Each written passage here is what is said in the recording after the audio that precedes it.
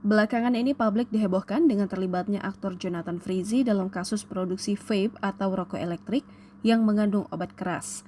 Saat ini, Ijong, sapaan akrabnya, masih berstatus sebagai saksi dan telah dimintai keterangannya oleh pihak kepolisian.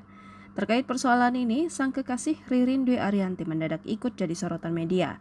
Banyak pula publik yang penasaran bagaimana kondisi mantan istri Aldi Bragi itu, mengetahui kekasihnya terlibat kasus obat keras.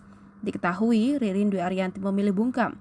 Berdasarkan video yang diunggah akun Instagram @lambegosip, Ririn memang tampak mengabaikan awak media lantaran sedang menelpon. Namun tindakan Ririn Dwi Ariyanti ini menuai beragam respon dari warganet. Bukan hanya meragukan kebenaran Ririn tengah menelpon, namun ada pula yang menyinggung soal karma. Dia beneran telepon gak sih? Ujar akun @ang. Sok nelpon padahal gak ada yang nelpon. Timpal akun @dwi.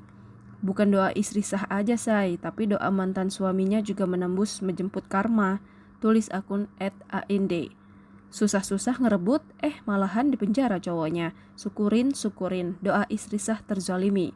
Kata @nyo.